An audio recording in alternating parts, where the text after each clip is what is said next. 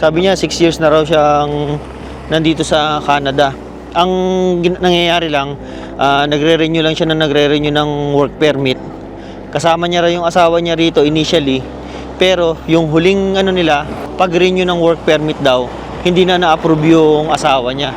Kaya ang ginawa nila, naghiwalay sila, umuwi na yung babae. She raised me up by herself. Now is the time that she needs me, but I was not there. Nazao has waited 4 years for permanent residency, while her 75-year-old mother lives alone in Shanghai. My mom, every time he said to me, "I'm okay. You stay with Zoe in Canada, just to get your PR, and then hopefully, I didn't die at that moment." Hong Cheng Chen has been in Saskatoon for 5 years. The government gave him a work permit and extended it 3 times, but his wife's permit wasn't approved. He hasn't seen her in 3 years. So every morning I continue to working. Every morning I continue to service hundreds of families. But come back I'm come back an empty home. Yun! Hindi ko alam Parang pakiramdam ko ang lamig na. Anong oras na ba? It's 7:20? 7:20 yata. Lumabas ako. 7 mga ganun. Ng gabi baka sabihin nyo umaga kasi yung panahon. Hindi, alam nyo naman dito pagka, di ba? Pag summer, mahaba ang araw. Hanggang alas 10, alas 9, minsan umabot pa ng alas 11. Pero ngayon, bumibilis ng dumating ang dilim. Kasi alam niyo naman, August, September, yan, talagang patapos na yung summer. Ang bilis lang, parang ang bilis lang natapos na summer. Sinasabi ko natapos na pero hindi pa tapos, summer pa rin. Pero ngayon nararamdaman ko na yung parang kasi naka-short lang ako. Parang nararamdaman ko na malamig. Alam mo yun? Ako ba ako lang ba ang nilalamig o talagang medyo malamig na? Kanina, nung papasok ako sa trabaho, ang pasok ko rito, 8 to 5. Pasok ng ordinaryong 8 to 5. Kanina nakita ko yung temperature parang 13. Ano na yun Parang alam mo, onti na lang malamig na. Ano pa lang, magkakalahati pa lang ng August. Huwag naman mabilis masyado, Sa bagay, inirereklamo ka na temperature na ganito.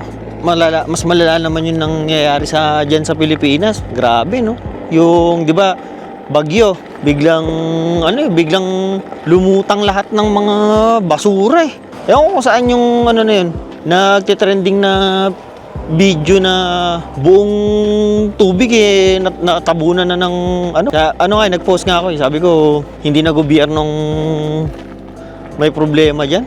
Talagang yung mga tao tayong mga Pilipino, kulang sa disiplina talaga.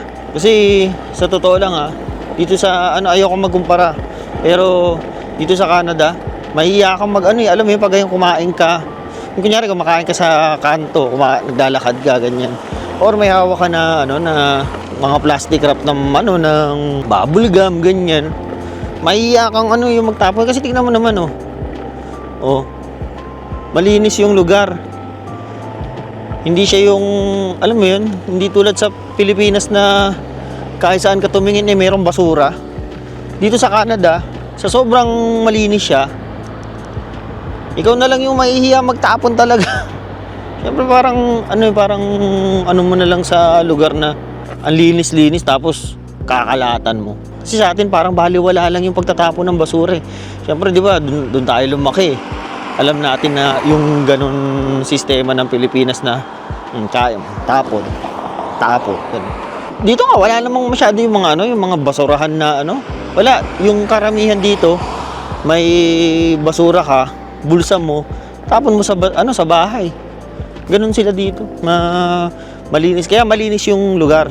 Kumbaga makikita mo yung sistema gumagana kasi sumusunod yung mga tao.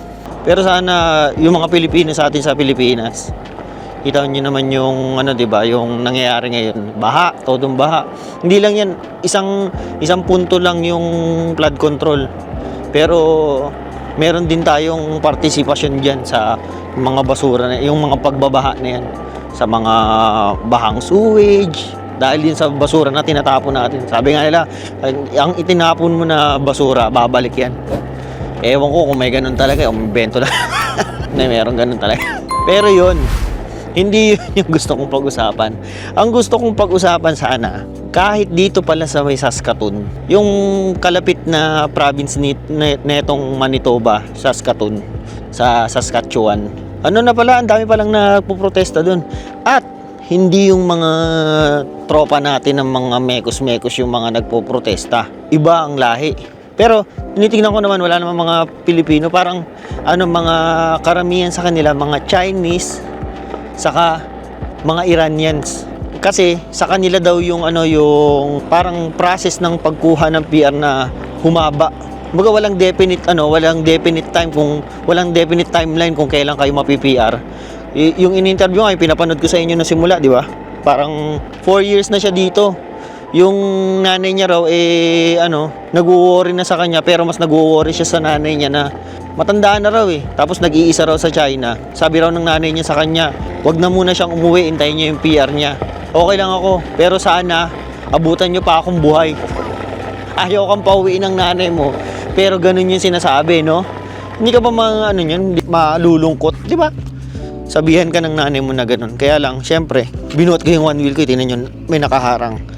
Sa talaga ako dyan, yung tubo yan papunta dun, sa Kasi pagka diniretso ko yan, taob si Brandon Boy. Baka makas na naman. Wag naman sana. Tapos yung isang Chinese naman na in-interview, di ba? Sabi niya 6 years na raw siyang nandito sa Canada. Ang nangyayari lang, nagre-renew lang siya ng work permit. Kasama niya raw yung asawa niya rito initially, pero yung huling pag-renew ng work permit daw, hindi na na-approve yung asawa niya. Kaya ang ginawa nila, naghiwalay sila, umuwi na yung babae. Umuwi na ng China yung babae. Kasi mahirap mabuhay dito pag kunyari isa lang yung nagtatrabaho. Lalo na kung yung minimum yung yung sahod mo. Mahirap, mahal yung rent, mahal yung mga ganyan. Alam niyo na yun Pero yun nga, kawawa yung yung mga nagpoprotesta. Daan tayo sa ibang lugar, ibang neighborhood. Mo, ganyan pangaran ng misis ko yung magkaroon ng ganyan.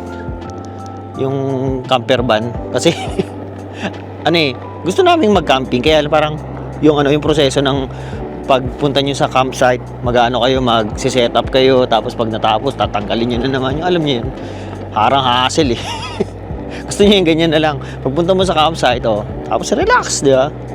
Ewan ko sa misis ko kung ano naiisip Pero yun na nga, yung si kuya, di ba? Pero ang mo dun, tinutuloy niya pa rin yung yung paghihintay ng pagkuha niya ng PR. Di ba? Yung paglabas ng PR niya. Kasi talagang nandito ka na Pero kung iisipin mo, ang China hindi naman mahirap na na bansa yan, pero ginugusto pa rin nilang pumunta rito sa Canada para maging resident. Pero meron ako nababalitaan na kasi sa dati kong trabaho, may mga kasama ako ng mga Chinese. Hindi sila nagsi-citizen. Lang sila, resident lang yung habol nila. Kasi yung mga benepisyo raw ng government ng China, maganda rin daw. Kaya ayaw nilang bitawan. Pero ang tanong nga, bakit nagtitiis pa rin sila dito sa Canada kung maganda rin naman sa China, di ba? Ewan ko, sa akin pagka galing ka ng Pilipinas personal opinion ko lang po ito, huwag kayong magalit.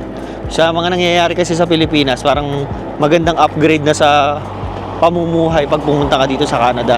May mga magko-comment na naman dyan na mas maganda pa rin sa Pilipinas, dito yung pamilya, ganun. Minsan kasi hindi sapat yun para kung gusto mong kung gusto mong mabuhay kayo ng maayos.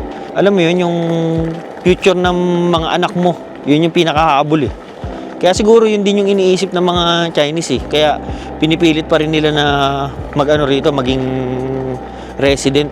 Pero kita mo ang dami nila. Kasi ang doon, yung parang nagiging harang sa pagkuha nila ng PR sa IRCC, yung yung nasa under comprehensive comprehensive screening. Parang masyadong ini-scrutinize yata yung ano nila, yung application nila kasi 'di ba nga alam natin sa Pilipinas yung tungkol sa yung mga espionage, yung mga ganyan. Hindi ko naman sinasabi na meron dito kasi hindi naman natin alam. Pero siguro nagte-take ano lang, nag-heighten security lang ang Canada tungkol sa mga ganyang issues kasi nakikita nila meron sa ibang bansa eh. Like sa Pilipinas, 'di ba? Meron yung mga sabi nila mga ano raw, spy daw. So, isa yung China yata sa ano lang to nakita ko lang din to sa news, hindi ko to ano lang, parang inaano ko lang, sinasabi ko lang. Nakita natin to sa news. Tapos yung sa Ukrainians pala, yung mga Ukrainians, isa rin, parang ano, humaba din yung ano nila, yung pag-aabang ng PR. Kung kayo yung nasa sitwasyon, yung mga nandito sa Canada na nanonood sa akin, kung kayo naghihintay pa ng permanent residency, tapos ganun nakatagal, 4, 5, 6 years na, tutuloy nyo pa rin ba? Para sa akin kasi, okay lang. Galing ako Pilipinas eh. Kung aabutin ng ganun katagal yung paghihintay ko, as long as nakakapag-trabaho ako, meron akong work permit, laban. Hindi ko bibitawan yung ano na maging permanent resident kasi dito ka na eh. Yung ibang mga tao nga, hindi lang mga Pilipino eh. Gusto makapunta rito at maging permanent resident, di ba? Eh ikaw pa na nandito na naghihintay ka na lang, di ba? Tapos nagtatrabaho ka naman. Ano lang talaga, sa time namin talagang sinuwerte lang talaga kami. Ngayon yung mga nakikita nyo na mahirap, yan yung yung regular talaga na nangyayari dati pa. Bago pa nagkaroon ng pandemic.